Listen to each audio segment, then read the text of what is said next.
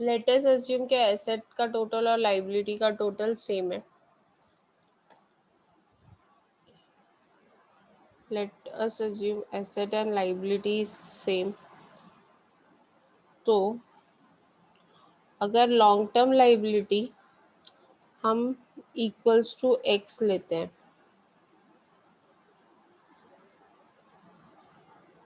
Short term borrowings दिया हुआ है कितना है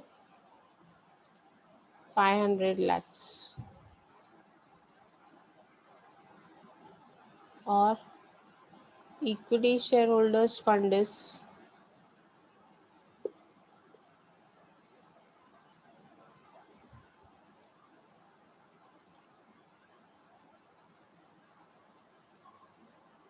नहीं मालूम हमको, लेकिन हमको मालूम है total asset is 7,000.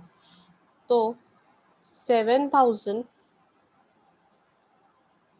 Equity shareholder fund will be equals to, ये तीनों का टोटल 7,000 है. 7,000 माइनस एक्स एंड माइनस 500, ये टोटल इतना है. अभी लॉन्ग टर्म बोरिंग्स,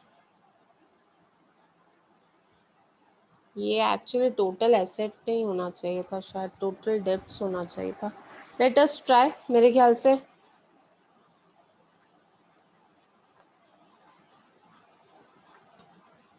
हमारे पास डेब्ट इक्विटी रेशियो है 4:3, 4/3, 4 डिवाइड बाई 3.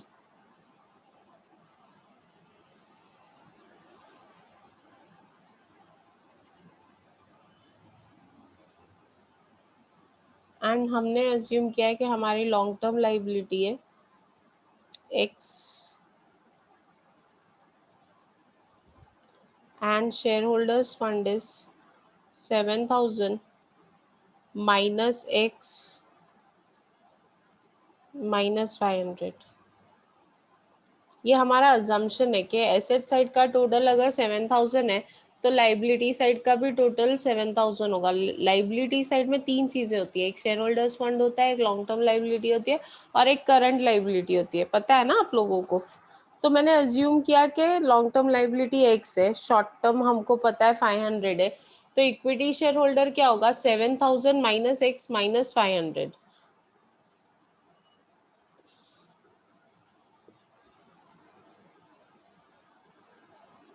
अब हम लोग इसको सॉल्व करते हैं.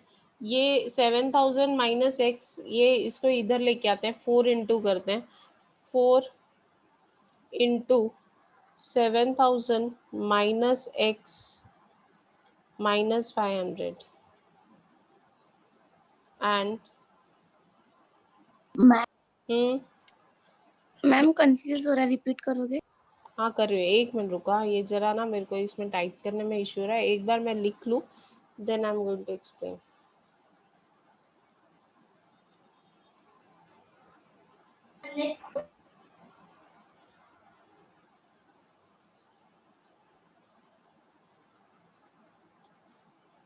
एक मिनट रुका, let me write it down.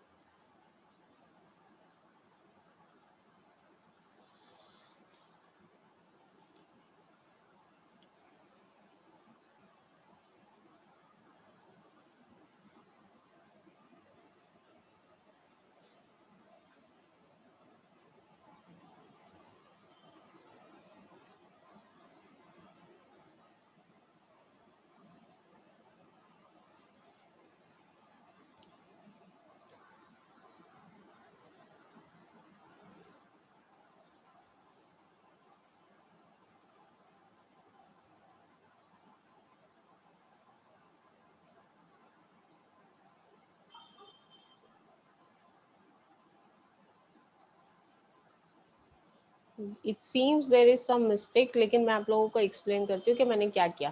देखो आपको बोला है एसेट साइड का टोटल है 7000, मतलब लाइबिलिटी साइड का टोटल भी 7000 होगा। अगर मैंने ये अज्यूम किया कि लाइबिलिटी साइड में, देखो लाइबिलिटी साइड में तीन चीजें होती है, एक होता है equity share holders fund, that is share holders fund, फिर होता है लॉन्ग टर्म लाइबिलिटी, और लास्ट में होता है करंट लाइबिलिटी। नॉर्मल अगर हम बैलेंस शीट कंसिडर करें तो ठीक है, उसमें से current liability that is short term borrowings आपको बोला है, short term borrowings current liability आपको बोला है 500 है। ओके, लॉन्ग टर्म बोरिंग्स और शेयर होल्डर्स फंड के बारे में कुछ नहीं बोला है। तो what I assumed is long term borrowings is x, इसको एक्स लिया। अभी ये तीनों का टोटल 7000 है, मतलब share holders fund is 7000 minus 500 minus x, that is 6500 minus x, which is 6500 minus x। समझ में आया आपको? अब इसमें मेरे पास शेयर होल्डर्स फंड भी है, लॉन्ग टर्म लाइबिलिटी भी है। अभी डेप्ट इक्विटी रेशियो बोला है 4:3। डेप्ट इक्विटी रेशियो का फॉर्मूला है long term liability upon share holders fund. तो 4/3 is equal to x upon 7000 plus x। 4/3 is equal to x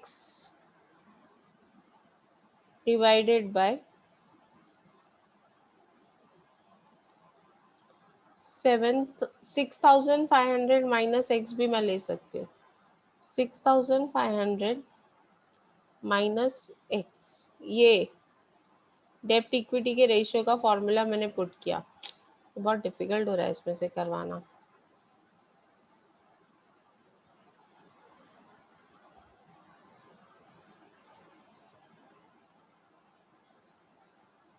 अभी क्रॉस मल्टीप्लाई किया, अगर मैंने क्रॉस मल्टीप्लाई किया, this will B 6500 minus x। Cross multiply किया 4000 into 6500 minus x,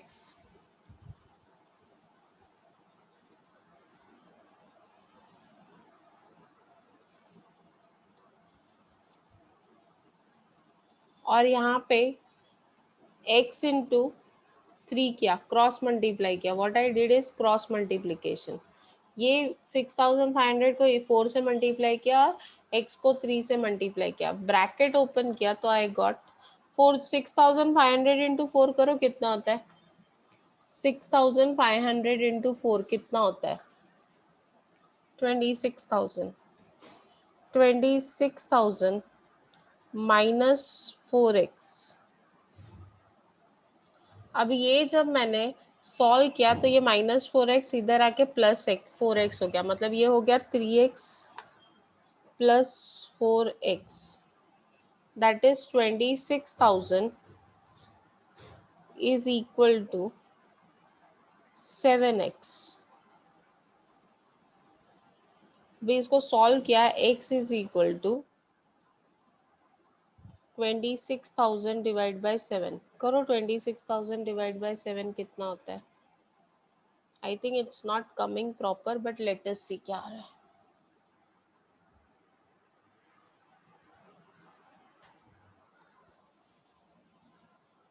26000 divide by 7 करो कितना आता है? 3714.29। 37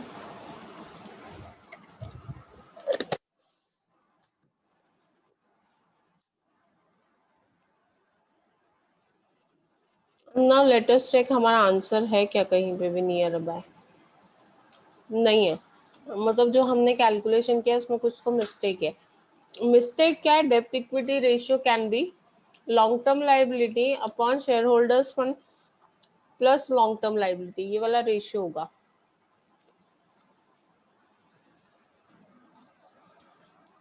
देखो डेप्ट इक्विटी रेशियो के हमने दो फॉर्मूला किए, एक किया long term liability upon share holders fund, दूसरा किया long term liability upon share holders fund plus long term liability. Share holders fund आया हमको 6500 माइनस एक्स, और लॉन्ग टर्म लाइबिलिटी है प्लस एक्स। अब ट्राई करते हैं, let us see now what is the answer.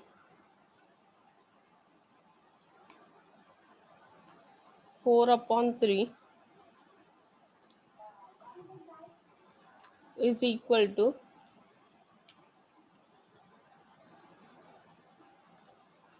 4/3, ये होगा ही नहीं।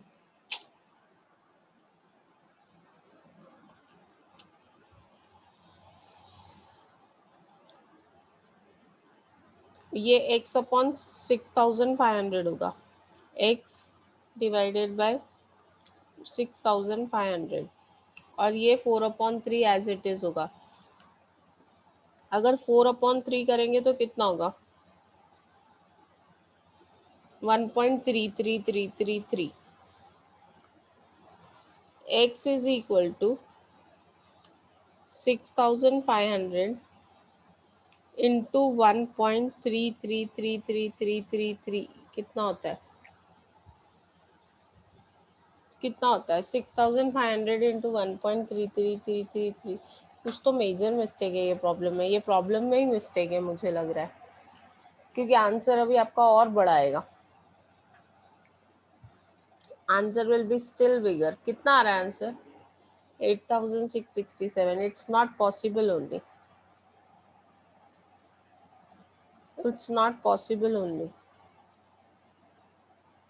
छोड़ दो ये प्रॉब्लम, इसमें मिस्टेक है, लीव दिस प्रॉब्लम। मैं सॉल्व करती हूँ, एक बार ट्राई करती हूँ क्या मिस्टेक हो रही है, लेट मी चेक। अगर मुझे सॉल्यूशन मिलता है तो I will share with you. Okay, next.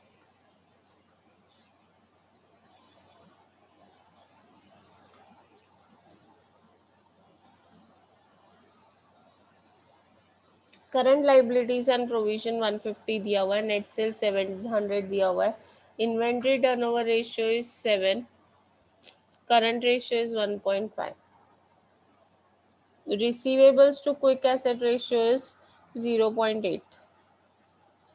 receivables का मतलब होता है debtors, upon quick asset ratio is 0.8। What is the bank balance, आपको पूछा है बैंक बैलेंस। कैसे करोगे ये प्रॉब्लम, करंट रेशियो दिया है तो हम करंट एसेट निकाल सकते हैं क्योंकि करंट लाइबिलिटी है हमारे पास। चलो, current ratio is equal to current asset divided by current liability. Current ratio में current ratio is 1.50 equals to current asset कितना है नहीं मालूम हमको, तो हमने लिखा current asset divided by current liabilities है हमारे पास, current liabilities and provision is 150। So current asset is equal to 150 into 1.50, कितना होता है, current asset equals to 150 into 1.5, कितना होता है 150 इंटू 1.5, 225। ठीक है, ये आ गया करंट एसेट। अभी एक करंट एसेट में तीन चीजें हैं, एक है स्टॉक, वन इज स्टॉक। आपको मैंने बोला ना करंट एसेट में तीन चीजें होती है, स्टॉक होता है, डेटर्स होता है और कैश होता है। Stock, debtors and cash. अभी देखते हैं क्या है हमारे पास। क्विक एसेट तभी आएगा जब हमारे पास स्टॉक होगा, तो inventory turnover ratio is 7 times. अभी यहाँ पे नेट सेल्स दिया है, कॉस्ट ऑफ गुड्स सोल्ड भी नहीं दिया है। एक काम करो, ये नेट सेल्स को let us assume that it is cost of goods sold. क्या अज्यूम करते हैं, ये नेट सेल्स नहीं है, ये क्या है, cost of goods sold, COGS is 700। तो इन्वेंट्री टर्नओवर रेशियो से मुझे स्टॉक आ जाएगा। चलो बोलो, इन्वेंट्री टर्नओवर रेशियो का फॉर्मूला क्या है, इन्वेंट्री टर्नओवर रेशियो का फॉर्मूला क्या है, What is the formula for inventory turnover ratio? Anyone? What is the formula for inventory turnover ratio? Cost of goods sold divided average stock.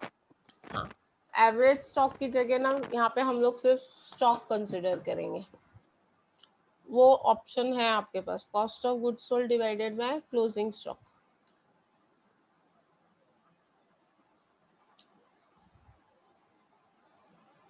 This is 7 equals to, ये जो net sales है इसको हमने COGS पकड़ा. Assume क्या कि mistake है, divided by closing stock. Closing stock equals two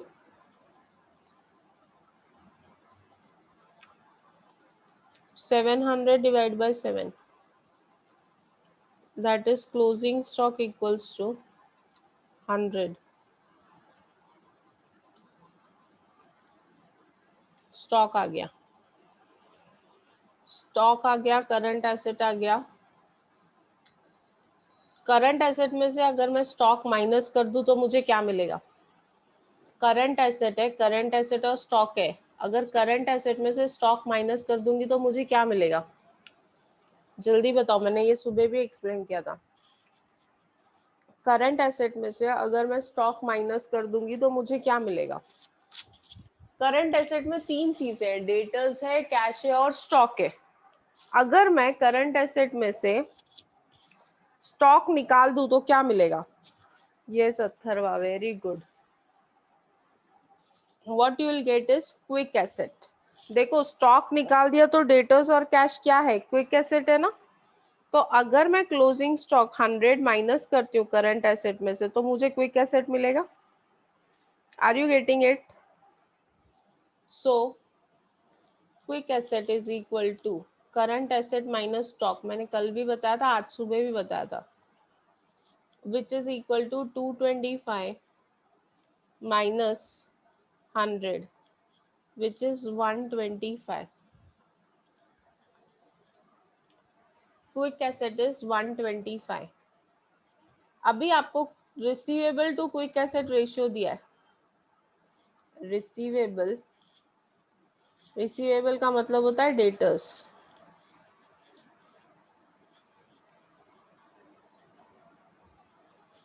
divided by quick asset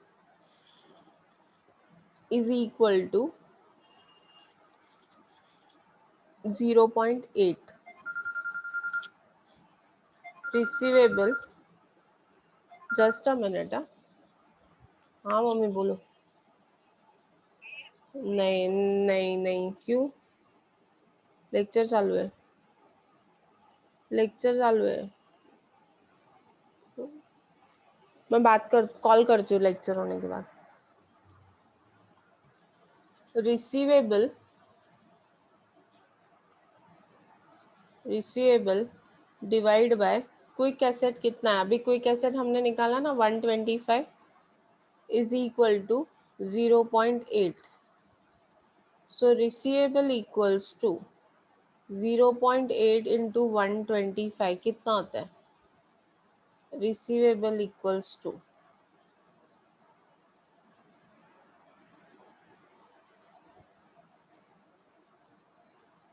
100.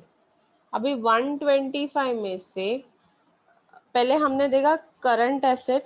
Yes correct Komal, Kareena also very good. अभी मुझे आप लोग बताओ, आपको पूछा है cash and bank balance. Can you tell me what is cash and bank balance? Can you tell me what is cash and bank balance? Yes Atharva said very rightly के cash and bank balances, cash and bank balance is 25. Atharva कैसे आया ये 25? That everyone wants to know. देखो आपने बोला stock is 100. Okay, stock 100, debtors भी आया 100, debtors भी 100 है, टोटल 225. सो 225 में से 200 गया तो कैश एंड बैंक कितना बचा? 25. या फिर 125 क्विक एसेट है, क्विक एसेट में से डेटर्स अगर 100 है तो कैश कितना बचा 25। थोड़ा बाउंसर जा रहा होगा आप लोगों को ये, क्योंकि फिजिकली नहीं समझ में आता है तो ऑनलाइन क्या समझेगा। ठीक है, आया आंसर, चेक करते हैं। Yes 25 lakh is the right answer, आपके आंसर में है answer. I think this is the second last sum. S Limited has 90,000 equity shares of ₹10 each, fully paid. ऐसे प्रॉब्लम्स पेपर में आने वाले हैं, just remember that.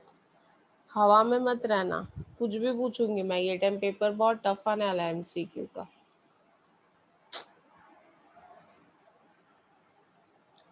$90,000 equity shares of ₹10 each if it had a profit after tax 9 lakhs in the current year and paid 3,60,000 by way of dividend. Find out dividend payout ratio. Dividend payout ratio का formula बहुत simple है। Dividend payout ratio is dividend paid divided by net profit. Dividend paid divided by net profit into 100. Dividend paid divided by net profit after tax minus preference dividend करते हैं, but यहाँ पे preference dividend है ही नहीं तो मैंने into 100 कर दिया। तो 3,60,000 डिवाइडेड बाय 9 लाख इंटू 100 कितना होता है आंसर निकालो। 3,60,000 डिवाइडेड बाय 9 लाख इंटू 100 कितना होता है 360 डिवाइडेड बाय 9 लाख इंटू 100 कितना परसेंट होता है इतना 3714। आप लोग परसेंटेज का भी साइन दबा रहे हो क्या साथ में? सॉरी 40 40%। ओके, है आंसर 40%। आंसर है 40% B. Yes ma'am. Yes okay, last problem.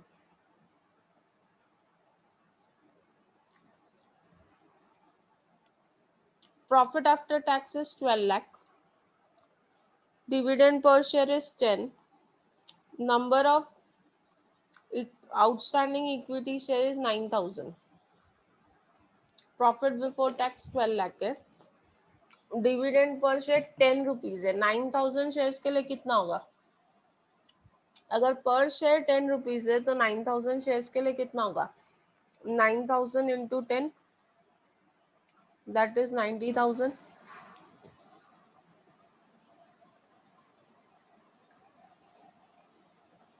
Tax rate is 40%, net profit before tax 12 lakh है। अगर माइनस 40% करोगे तो नेट प्रॉफिट आफ्टर टैक्स आएगा। माइनस 40% करोगे तो you'll get net profit after tax. 12 lakh minus 40% करो कितना होता है? 12 लाख माइनस 40% करो कितना होता है? 7,20,000। अभी 7,20,000 is net profit after tax. Dividend paid is 90,000। Find out dividend payout ratio. तो बहुत सिंपल है, 90,000 डिविडेंड पे किया कितने प्रॉफिट में से? 7,20,000 में से into 100। Dividend payout ratio is dividend paid divided by net profit after tax into 100 कितना होता है? 90,000 डिवाइडेड बाय 7,20,000 इंटू 100।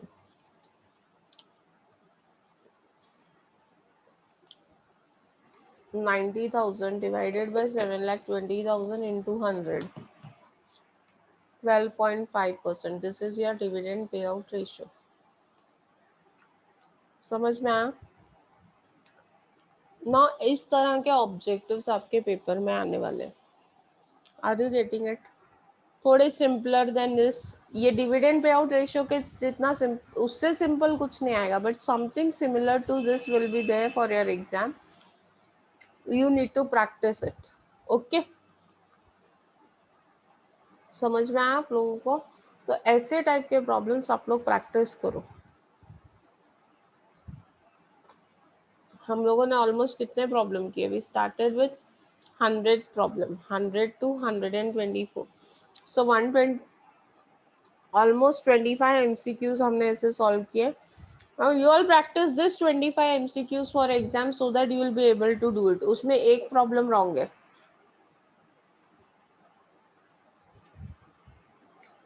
ये डेप्थ वाला प्रॉब्लम में कुछ तो मिस्टेक है, that I need to understand कि क्या मिस्टेक है। 121st प्रॉब्लम में मिस्टेक है।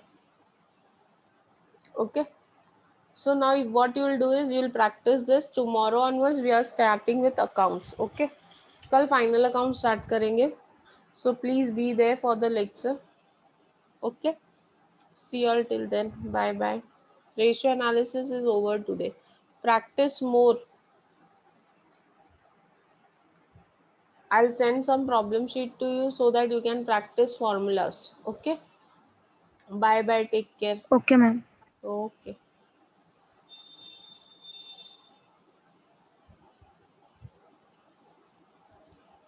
Yes, Atharva, you want to say anything?